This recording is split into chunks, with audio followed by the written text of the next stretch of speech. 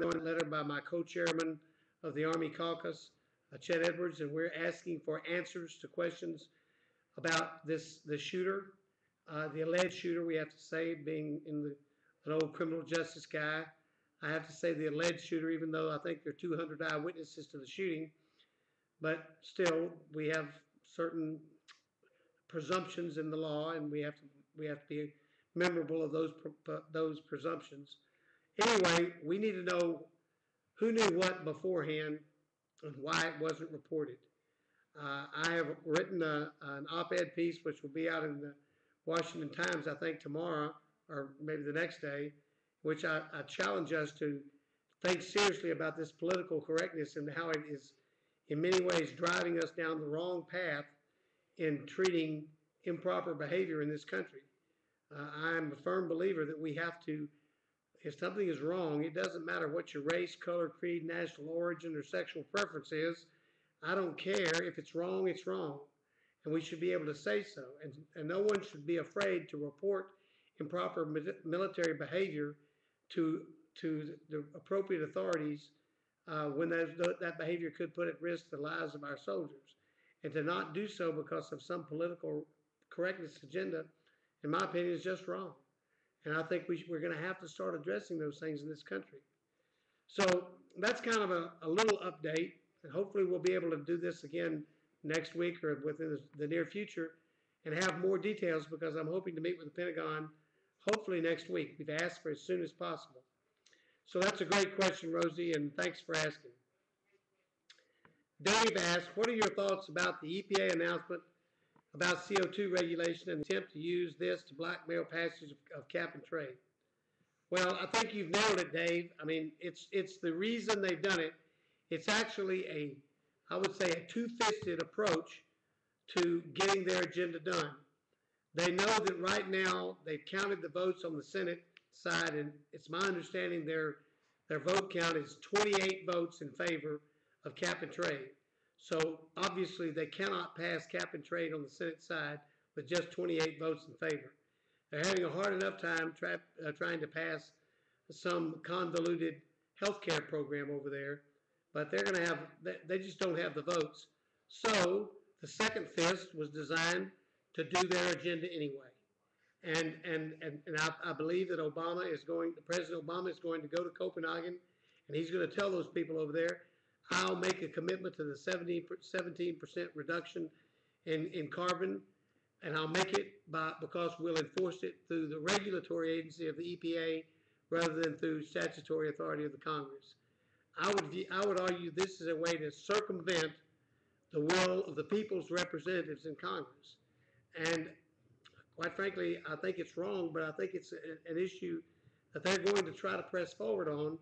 And we all need to be concerned about it, because all of this that the EPA is planning to do will be harmful to our society, and it will be harmful to our economy. And I think we will see the loss of a lot of jobs. I think we'll see that there will be companies that will lay off people as a result of trying to create these carbon credits. Now, whether the EPA can create a cap and trade like a derivative system, which is another part of this plan, which would create a derivative product very much like the derivative products that were created in those mortgages that almost brought down our economy. Well, you know, they want that because that becomes a financial product that can be bought and sold.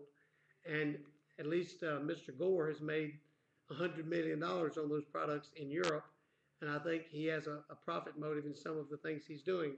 So I'm not sure the EPA can come up with a plan that will ultimately create those carbon credit ideas. But if they can, I'm sure they're going to try. But they can create regulations which will be very, very burdensome upon industry. And just yesterday, I believe it was the Wall Street Journal, they were talking about the states that will be most affected by cap and trade. And the number one state to be affected by cap and trade, as I've been telling people in the past, was the state of Texas. So if you look at yesterday's, I believe it was yesterday or the day before yesterday's Wall Street Journal, they had a section on cap and trade, and they have a map that shows that Texas will be the most negatively affected state in the union for cap and trade. So this is a real concern, and you nailed it, Dave. They plan to use it to shove blackmail, as you say, us. Nancy on Twitter says the EPA needs to be abolished. I can't argue with that, Nancy, but I don't think the chances of that happening are going to happen, at least in this administration. Patsy says, why are those who vote for bills against the ranks of the Republican Party allowed to stay in the Republican Party? Well, Patsy, let me start by saying this. In the past, we have had a lot more people break with the Republican Party. But we are a party that tries to have a broad base. There are those who, for regional differences or for philosophical differences, don't always vote with the majority. The overwhelming majority of the Republican Party is conservative. But there are those in the Republican Party, especially those from the Midwest and the East, and some of our Californians, who are not as conservative as the rest of us, and at times they leave us. Now, I will tell you that this year, on those critical votes that we've had to take, I'm pretty proud of the fact that the vast majority, and in some cases a unanimous vote of the Republican minority, has been taken on certain votes. And that means some people are having to vote maybe contrary to the way they think their district feels, but it's so important that we stand unified on some of these issues. And so, although we do get dissenters from time to time, and every party does, I would say we have stood much more solidly united than the Democrats have on many of the big issues that have come before Congress this year. We are only going to succeed by standing united, and I'm hoping and I feel confident we will. I am confident we're going to win back the majority, and I'm confident that that most of our folks will join us in moving forward in an agenda which will cut taxes and cut spending. Those two things must go together in order for us to bring this country around. So, that's the best answer I can give you. Some people vote differently because their region or the way they believe. Mark writes, will you remind the Congress that the purpose of the Second Amendment is so the people can protect themselves from the U.S. government gone awry? Yes, sir, I remind them on a daily basis. In fact, yesterday, I was at a meeting with a Republican Study Committee, which is the conservative group here, and we had Justice Scalia talking to us, and we talked about the Second Amendment, and we talked about that almost all of those amendments that now people are using against other elements were really to protect us from the government, not to protect. It was not the rights that were granted. Most of the rights in the Bill of Rights were granted to protect citizens from intrusion by the government. The Second Amendment is a good example.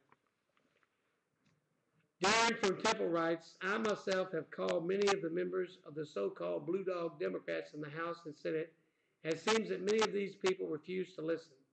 Please give us some other examples of what we can do to stop this horrible health care bill and the cap and trade bill and all of this out-of-control spending.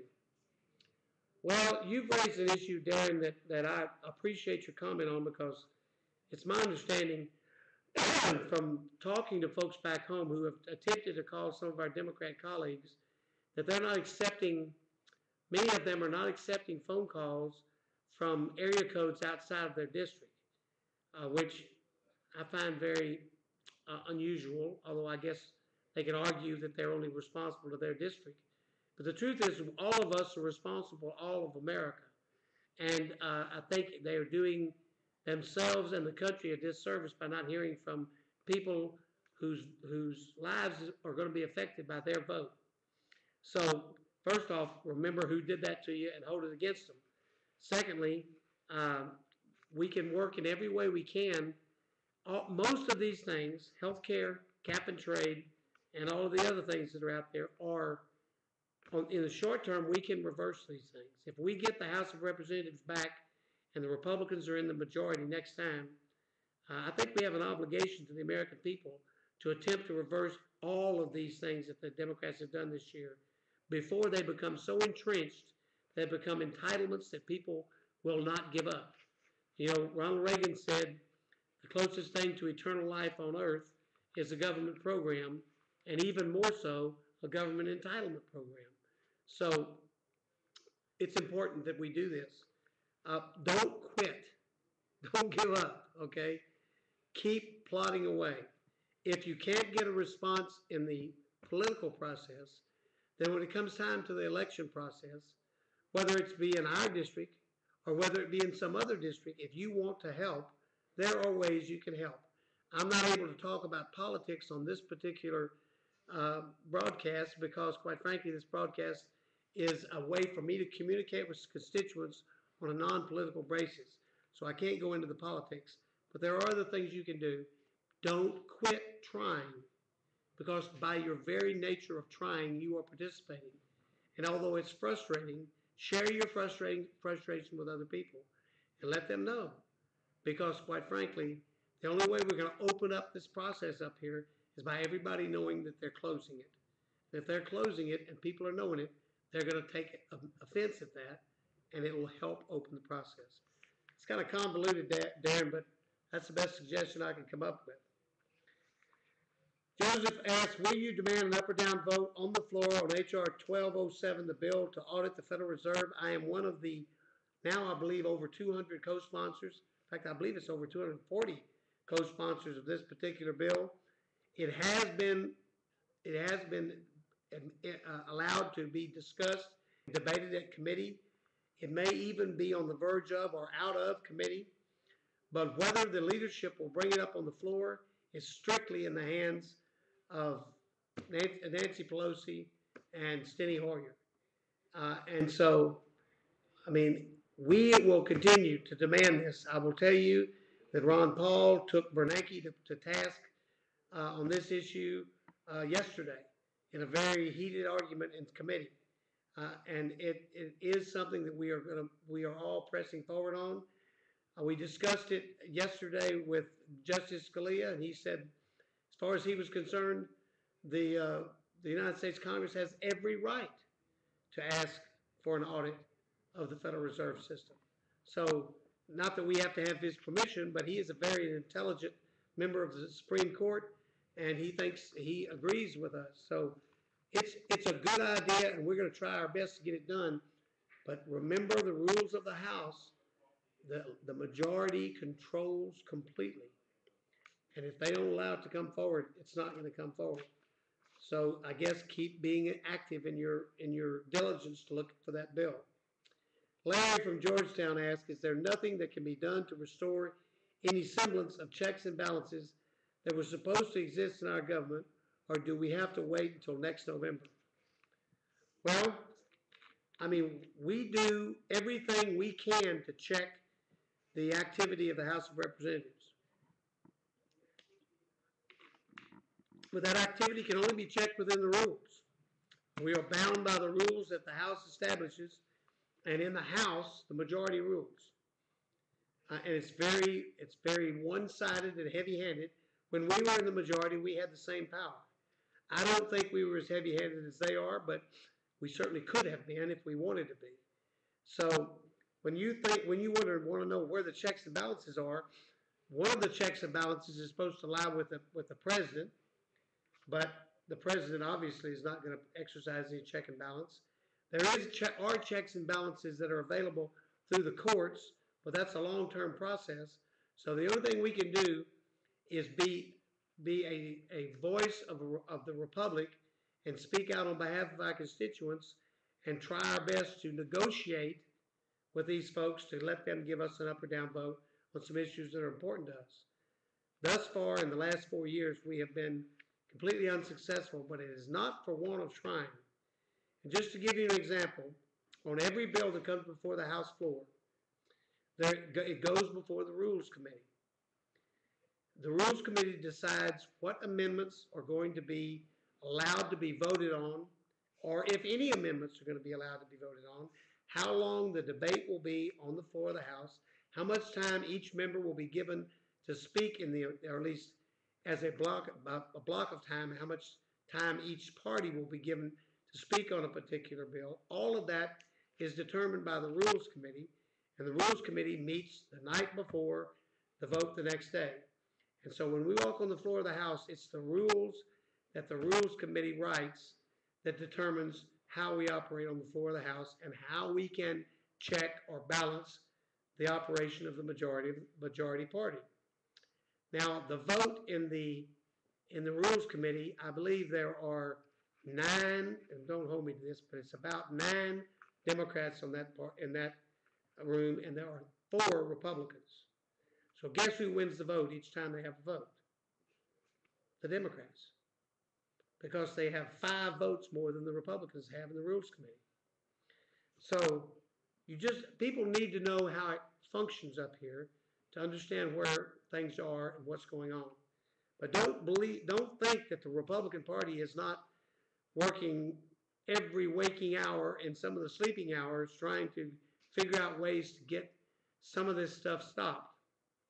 But unfortunately, we have people like the folks back home are waking up to politics, and they're starting to speak out. But the rules are the rules, and we have to follow the rules. Healthcare. John asked if Congress should pass a healthcare bill, can it be overturned or rescinded by the newly elected Congress? The answer is yes. And in fact, probably so far in every healthcare bill, they're all about that thick. Even the Senate bill, there's a picture, I believe, in one of the papers here. If I can find it, I'll show it to you, of the Senate healthcare bill, and it's another monster. But they anyway, getting back to it, I'll find that in a minute. All of the provisions are not going to go into effect until after the next presidential election, 2013. The only provisions that will go into effect are going to be the tax provisions. So the taxes, whatever taxes come out in the final bill, are going to be imposed on us within the next year. But aside from the taxes, the health care changes aren't going into effect until 2013, which means if we win back the Congress next year, then we have 2 years that we can reverse it. And I think everybody is in favor of doing so. So I wish I could find that picture, but I don't guess I can. So it is possible. It's a good reason why you should work to give back the majority to the Republicans. Darrell writes, I think insurance companies are a big part of the health care problem. Will the current bill address this? Yes, it will. And in fact, everyone is saying that we have to address the insurance companies. It's a false accusation that the Republican Party is defending the insurance companies. We have, in our health care provisions, we're also talking about competition to bring the insurance companies in line. For instance, let people buy health care on a nationwide basis rather than just what's offered in their state, across state lines. Let competition drive the costs, let competition drive what kind of provisions they put in their health care coverage. So they are part of the problem. They're not the only part of the problem. Government has created as much of the problem in healthcare as anything. And remember, all of the prices that are in every policy in America are in some form or fashion attached to what Medicare pays for healthcare and the various provisions. So the government is price fixing at one end of the spectrum, and it's being followed in some form or fashion by every healthcare policy in America. So it's not just the insurance companies, it's the insurance companies and the government that are driving up the cost of healthcare. This is from Sandy. We keep hearing ads on television telling us to call our congressman and tell them we can't afford the new government health care plan. We have spoken out against it, and the news will still report that this health plan is going to get crammed down our throats, whether we want it or not. Why won't y'all stand up to the bullies? Sandy, we do stand up to the bullies. I've explained to you. We stand up to them every day. This morning, I presented a statement from one of my constituents on the floor of the House at 9 o'clock this morning. I read it to my colleagues on the House floor, a protest by one of my constituents about health care. We are fighting every minute of the day. But just remember, the majority rules. And the Democrats have 50 more votes than we do. So, I mean, you can only do so much. You do the best you can. And I think it's improperly reported that Republicans are not standing up to these bullies. We are standing up to these bullies. But the place where we're going to have to stand up to these bullies is at the voting booth. How do you feel about AARP supporting the health care bill of Obama? I'm a member of AARP, and I and many members do not support the bill. Neither do I. I am not a member of AARP, but if I were a member of AARP, I would send my membership back in and find me someone else to do business with. That's my personal opinion, but I think they've particularly sold down the river the very group of people they claim to represent, and those are the people over 65 years of age, because every plan the Democrats have proposed calls for cuts in Medicare. And there's no way you can justify cuts in Medicare to create health care for somebody else. It's insanity. I'm a retired Air Force. This is Alex. Air Force in 2008. After 20 years of service, I was devastated to learn that TRICARE for Life is on the chopping block in our Congress. Alex, it's not on the chopping block today. Now, unless the Senate has put it there, and I'm not aware of it, but the House bill exempts TRICARE for now. The problem is that once you create a government-run healthcare program, that history tells us in every country that's done that, they ultimately unite all of the other government plans under one plan. But I want to be honest about this. Right now, the bill does not, it exempts from the health care provisions TRICARE. So TRICARE is safe for now. Unless the Senate comes out, their plan's not officially out yet. Unless they do something to mess it up, if they follow the House's lead on TRICARE, it will not be part of any changes now. It's down the road we have to worry. Thomas and several others ask, how come you and your family are exempt from new and improved health care insurance program? How can I get you on your insurance How come I can't get on your insurance program? Well, Thomas, I got good news for you. You can get on my insurance program. My insurance program and my family's insurance program is Blue Cross Blue Shield of Texas. I did not acquire it through the federal government. I acquired it from having been a district judge in Williamson County, Texas for 20 years, and it was the policy that was offered to me as a district judge. And when I came to Congress, I kept the health and care insurance that I had in place, and I did not change.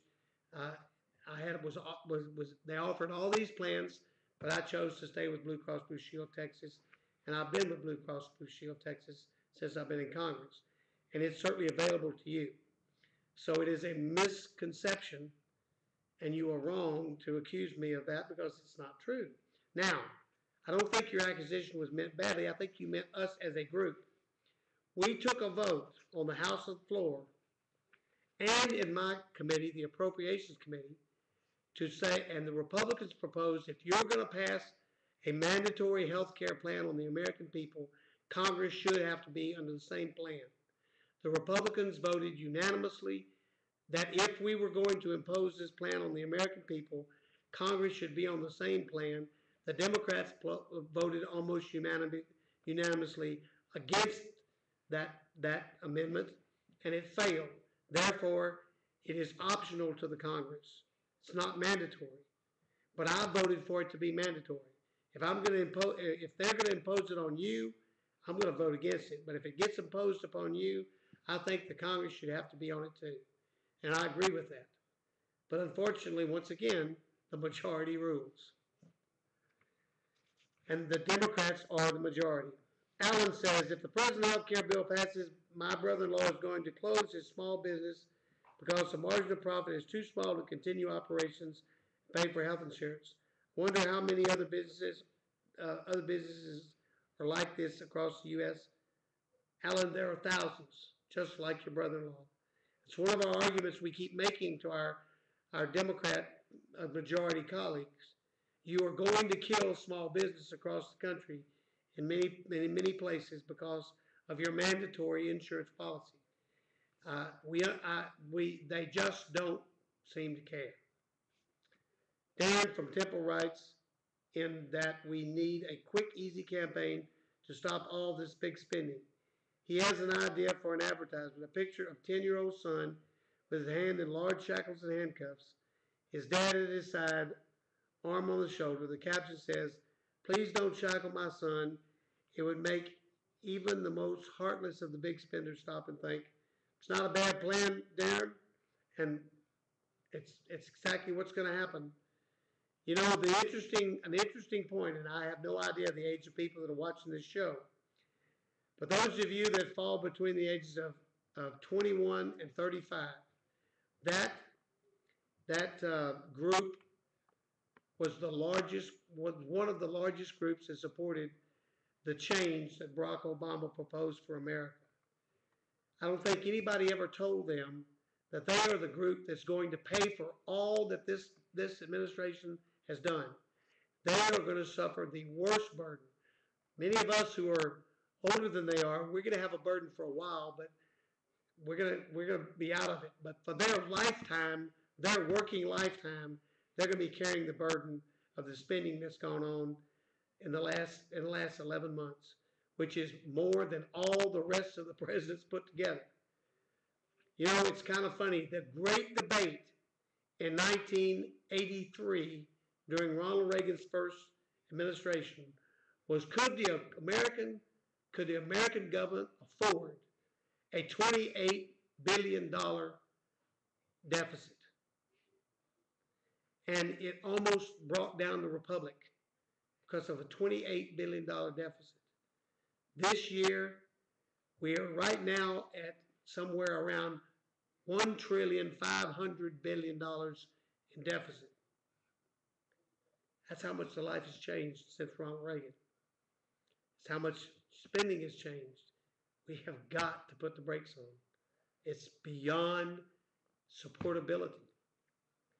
By the way, those that don't know, the Moody people, the folks who rank our bonds, are telling us if we continue on the spending spree that they are debating right now as we speak on the floor of the Congress to spend $50 billion more dollars.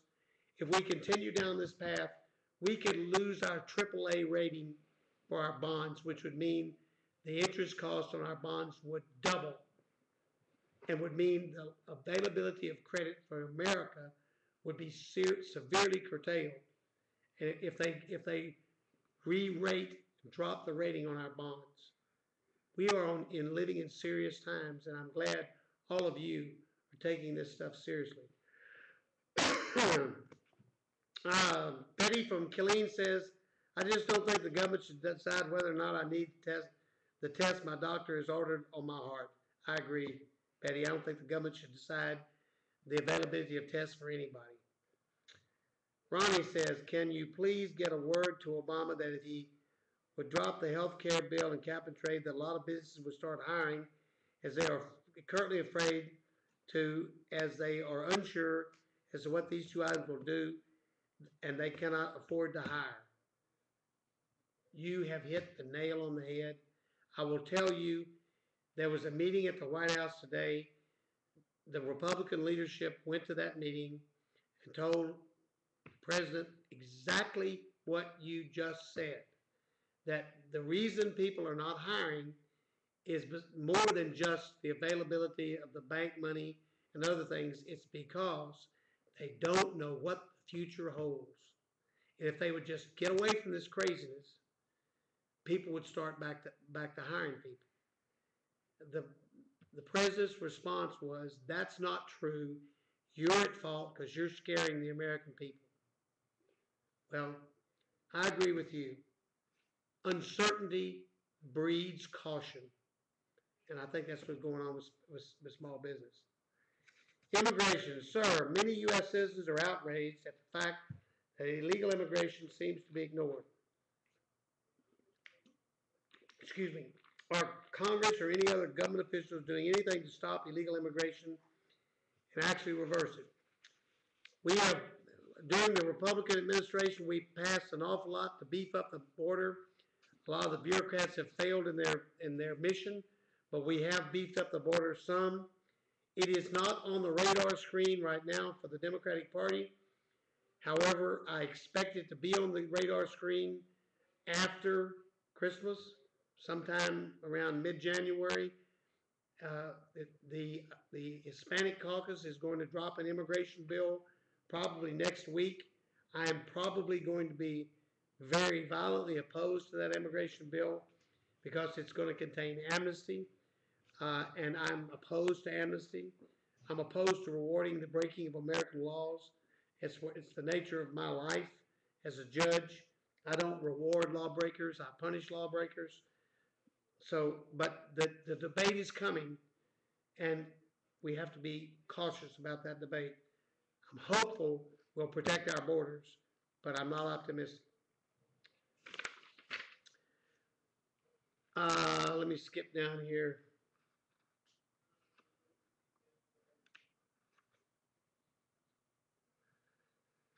I gotta skip one over a little bit down to the environment. That's some good questions on immigration. I think I've given you kind of a good idea of what's going on. But there's a lot of complaints about immigration, and I'm well aware of the ones raised by Mitchell and James, Brownlock and Leander. This is environment.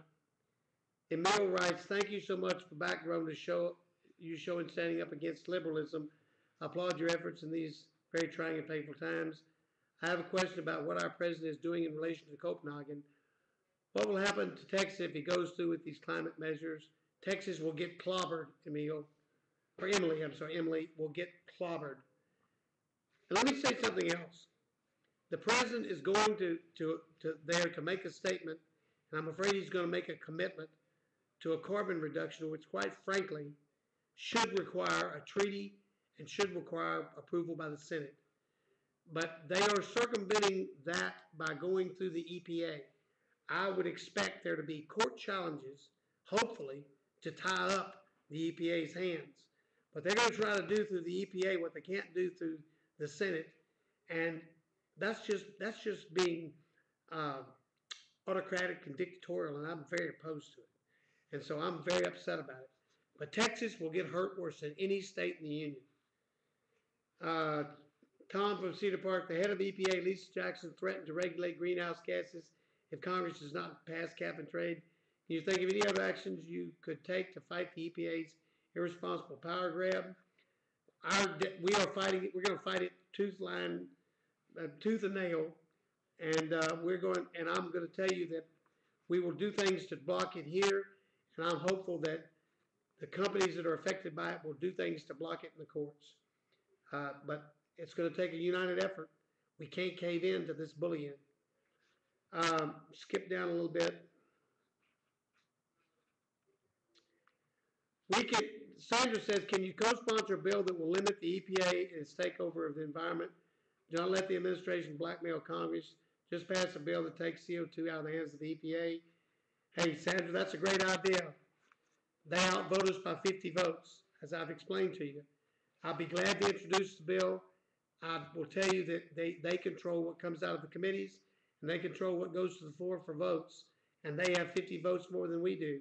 If they stay together, we can't pass it. But it's a good idea, and I will either do it or join with someone else who does it. But I will tell you, it's probably futile.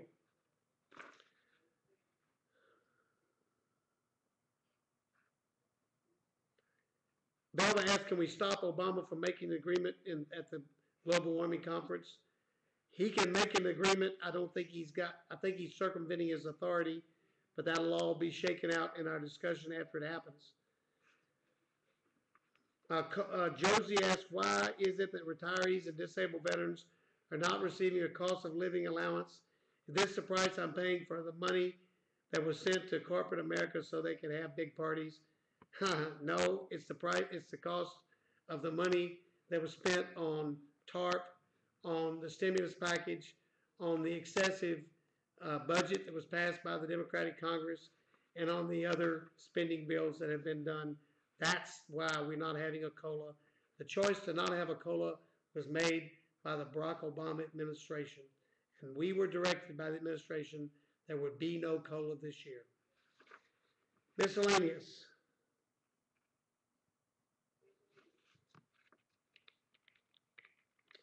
Ask about HR 4173. That's the bill that's going on right now.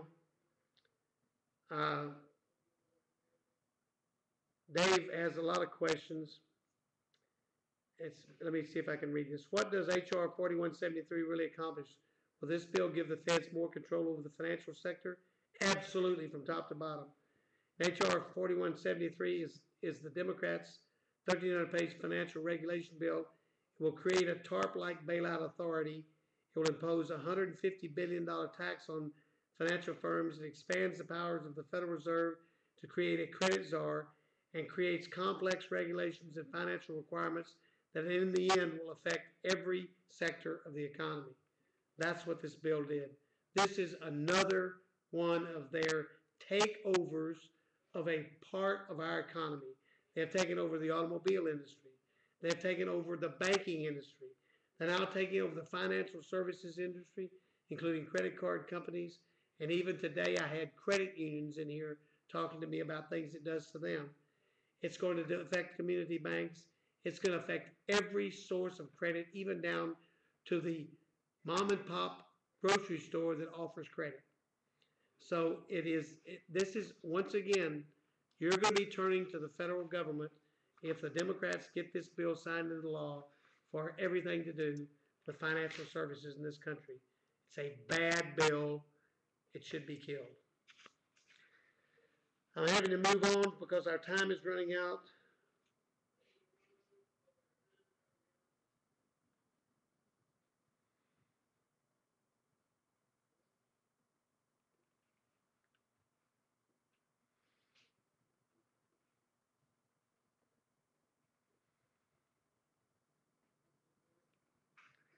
Here's a woman named Julian from Taylor who writes something that a lot of people say.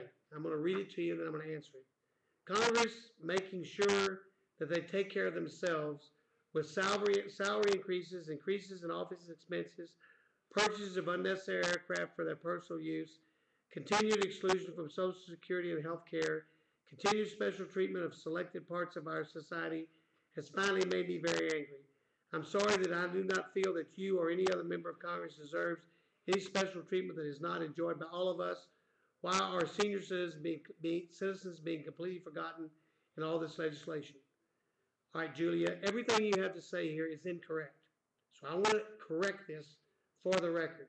And by the way, if you don't believe me on some of these things, I will be glad to send you a copy of my paycheck to show you what some of the mistaken things that have been told about Congress. We have not had a salary increase. In fact, the cost of living increase that was built into our salaries was voted against this year. The office expenses, the amount of office expenses we have are determined by the Speaker of the House. She determines what each district gets based upon their distance from Washington and how expensive it is for us to travel back and forth. If there are any increases, she is the person who chose to increase, not the members of Congress. We have nothing to say about it. We are not allowed to fly in personal use aircraft. It is against the ethics rules of this House of Representatives for members of Congress to fly in private aircraft of any sort. The only person that has a private aircraft in the Congress that I am aware of is the Speaker of the House. Even members who have their own private aircraft that they own and have owned for years, and I'm not one of them, but there are a few up here, for a period of almost 3 years were not even allowed to fly in their own personal aircraft because it was a violation of ethics rules. So all of those things that people say about us are not true. You say we don't pay Social Security. That is incorrect. Since 1988, members of Congress have paid Social Security. I'll be glad to send you a copy of my check where you can look and see how much they take out of my check every month, just like you, for Social Security. I also pay into the Medicare, just like you do. There's no exemption for me in Congress. And as I have told others before, my insurance, I get no special insurance up here. My insurance is from the state of Texas, and it's insurance that I bought when I lived in Texas, and I kept it when I came up here. Um, I really don't get any special treatment. I don't even get special treatment when I go through the airport. I'm searched just like you are. My bags are emptied out on the counter just like you are. And I don't know of any special interest that I get. So, I mean, the only thing that I can possibly think of is that I get a parking place. But I don't have a car up here anyway, so that doesn't do me any good. So I walk everywhere I go. So other than that, I don't think that there are any, I think it is a myth done to create animosity towards Congress. And I give you my word of honor that I pay Social Security and I pay Medicare just like everybody else. And I think that answers all the questions you've raised. So don't believe everything that people tell you, because I'll be glad to send you a copy of my check. Just send us an email and tell me where to send it. How much more time we got? Got to wrap it up.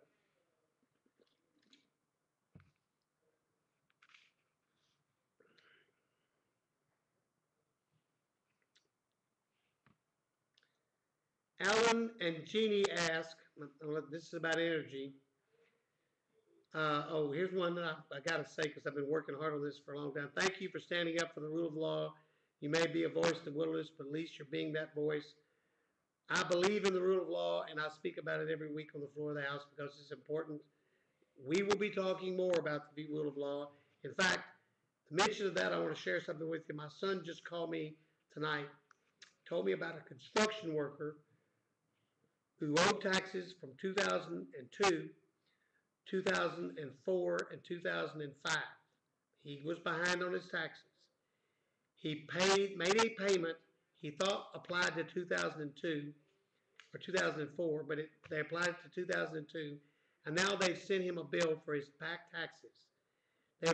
He owes the government $11,000 worth of back taxes and $42,000 worth of penalty and interest.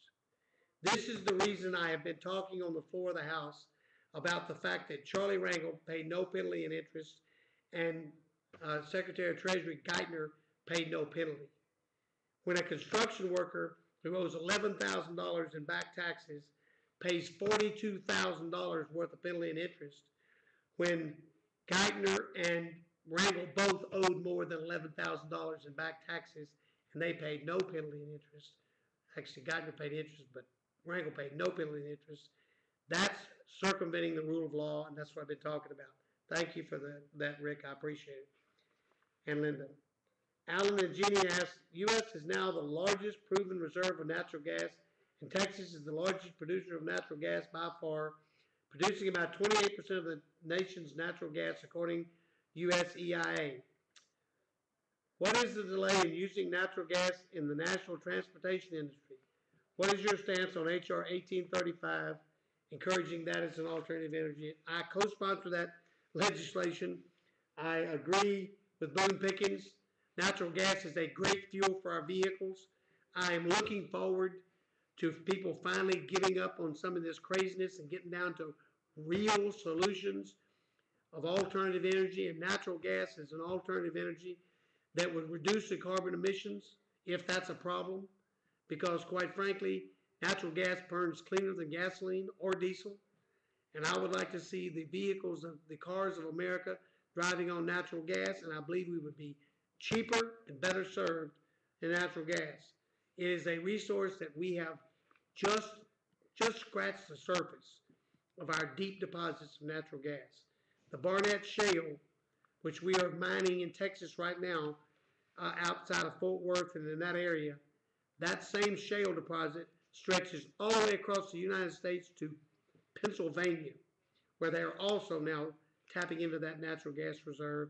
And all across the United States, there is availability of additional natural gas resources, and it's time we used sanity to come to real solutions for our energy problem. Thank you for your comments. I am a big natural gas guy. Okay, I've got to wrap it up. All you Second Amendment people, I'm with you. In fact, I have been buying guns and ammunition since this administration started up because I had the same concerns you have. I will be fighting to protect your guns. Um, I've got other questions here that I would like to answer questions to, but I've run out of time. Once again, I apologize for the late start, but I have given you over an hour on this broadcast. I hope many of you will communicate with me. Let me know how you feel. I didn't mean to be harsh to the lady that made all the accusations against me as a member of Congress, but I will stand up and take credit for the things that I've done wrong, if I've done wrong. But if I haven't, I'm not going to take blame for something that somebody said on television or in an email. I pay Social Security, I pay Medicare, I don't get special privileges, and I will fight to prevent others from getting special privileges in Washington. Thank you very much. I appreciate every one of you for being on this broadcast. We're going to do it again. I enjoy it. I hope you do too. God bless you. God bless Texas, and God bless the United States of America.